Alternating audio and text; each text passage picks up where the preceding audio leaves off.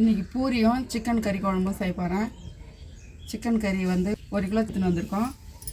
Chicken செய்யறதுக்கு தேவையானது கருவேப்பிலை கொஞ்சம், சிக்கன் கறி குழம்பு செய்ய 2 தக்காளி, பெரிய தக்காளி கட் பண்ணி வச்சுருக்கேன். 20 பல் பூண்டு தட்டி எடுத்து வச்சுருக்கேன். 4 பெரிய வெங்காயம் கட் பண்ணி எடுத்து வச்சுருக்கேன். இஞ்சி பூண்டு பேஸ்ட்டு 2 ஸ்பூன் போட்டுக்கலாம், அரைச்சி வச்சுருக்கேன். சிக்கன் மசாலா ஒரு பெரிய ஸ்பூன் அளவு எடுத்து வச்சுருக்கேன். பூரி செய்யறதுக்கு மாவு பிசைஞ்சு எடுத்து வச்சுருக்கேன்.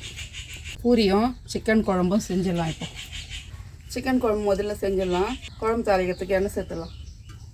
தேவையான அளவு எண்ணெய் ஊற்றிக்கலாம். எண்ணெய் காஞ்சிடுச்சு, கடுகு சேர்த்துடலாம். பட்டை ஒரு 2 சேர்த்துக்கலாம். சோம்பு ஒரு 1/2 ஸ்பூன், கல்பாசி கொஞ்சம்.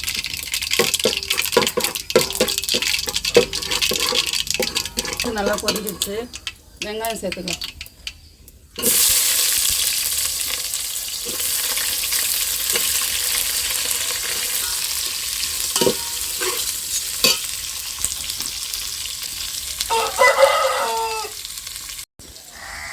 வெங்காயம் நல்லா வதங்கிடுச்சு, தக்காளி சேர்த்துக்கலாம். கருவேப்பிலையும் சேர்த்துக்கலாம். கொடி பூண்டு சேர்த்துக்கலாம். இப்போ எல்லாம் நல்லா வதங்கி வரட்டும்.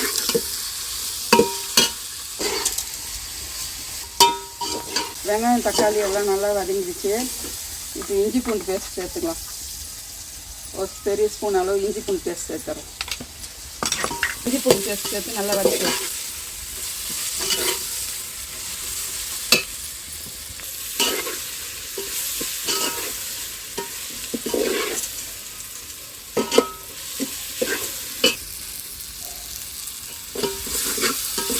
இஞ்சி பூண்டு வெங்காயம் தக்காளி எல்லாம் நல்லா வதங்கிடுச்சு. அலசி வச்சுருக்க சிக்கன் சேர்த்துடலாம்.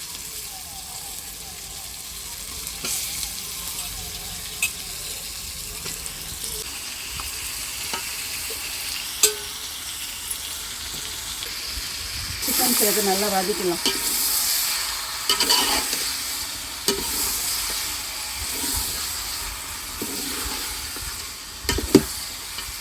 மஞ்சத்தூள் சேர்த்துடலாம் 1 ஸ்பூன். சிக்கனு மஞ்சத்தூள் எல்லாம் நல்லா வதங்கி வரட்டும்.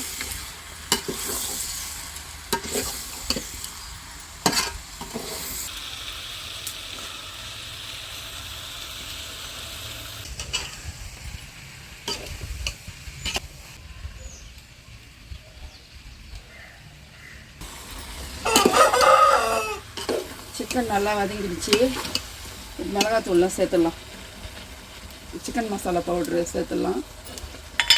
குழம்பு மிளகாத்தூள் சேர்த்துக்கலாம். தேவையான அளவு உப்பு, தேவையான அளவு சேர்த்து நல்லா திருப்பி விட்டுக்கலாம். கொஞ்சம் பூரிக்கு வந்து நான் தேங்காய் கொஞ்சம் அரைச்சி ஊற்றி தான் வைக்க போகிறேன். குழம்பு கொதிக்கிட்டுன்னு தேங்காய் அரைச்சி ஊற்றிக்கலாம். நல்லா எண்ணெயில் நல்லா வதங்கிடுச்சு சிக்கனு. தண்ணி சேர்த்துக்கலாம் தேவையான அளவு.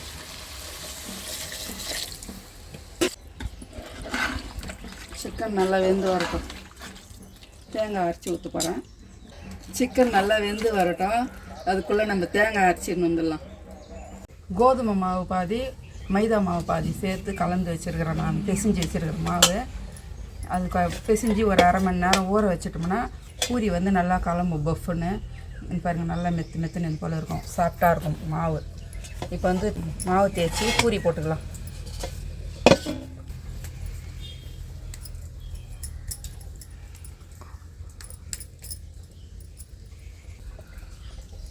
மாவில் இது போல் போட்டு தேய்ச்சிக்கலாம்.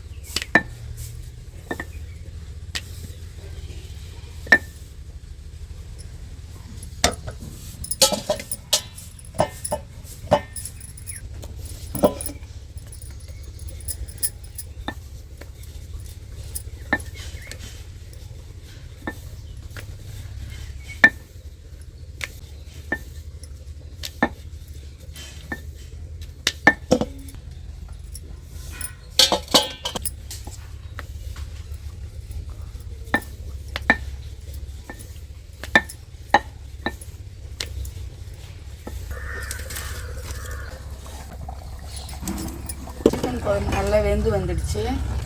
பாருங்க நல்லா வெந்துடுச்சு சிக்கன்.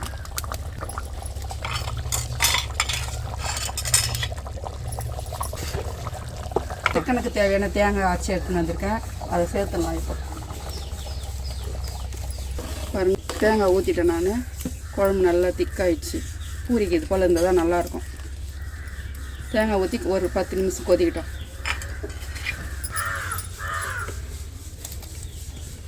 தேங்காய் அரைச்சி ஊற்றிட்டேன். குழம்பு கொதிக்கிட்டோம், ஒரு 10 நிமிஷம் கொதிக்கிட்டோம்.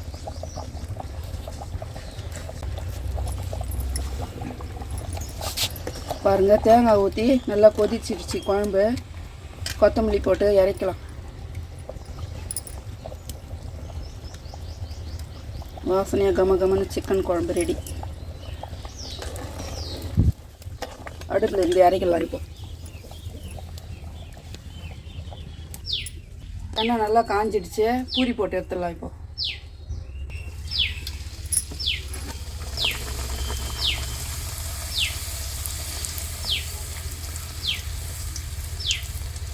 பாருங்க இது போல் நல்லா எழும்பும்.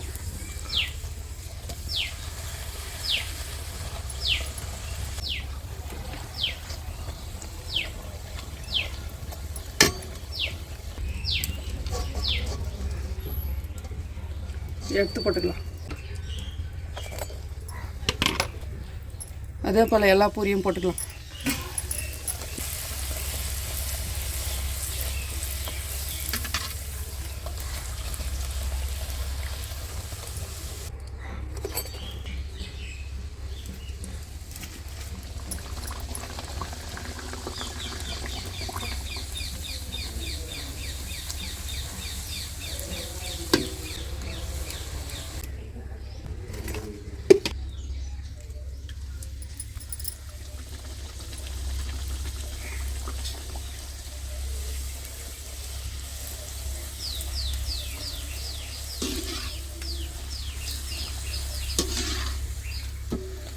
பூரி சுட்டு எடுத்துட்டேன். இப்போது சிக்கன் குழம்பு ரெடி ஆகிடுச்சு. எப்படி இருக்குதுன்னு சாப்பிட்டு பார்க்கலாம்.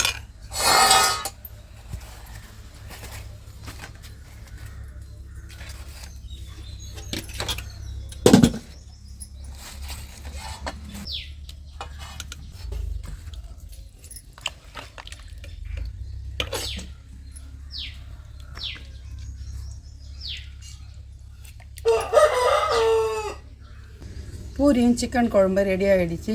தேங்காய் அரைச்சி ஊற்றி சிக்கனுக்கு இது போல் வச்சா நல்லாயிருக்கும் குழம்பு. பூரிக்கு தொட்டுன்னு சாப்பிட்டா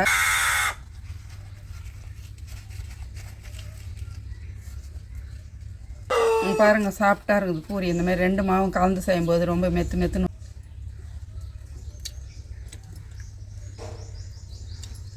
சிக்கன் நல்லா வெந்து வந்திருக்கு. பூரிக்கும் சிக்கன் குழம்புக்கும் ரொம்ப டேஸ்ட்டாக இருக்குது.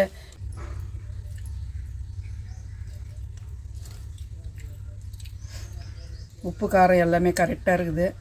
இதே போல் பூரியும் சிக்கன் குழம்பும் நீங்கள் செஞ்சு பாருங்கள். இந்த வீடியோ பிடிச்சிருந்தால் லைக் பண்ணுங்கள், ஷேர் பண்ணுங்கள், சப்ஸ்கிரைப் பண்ணுங்கள்.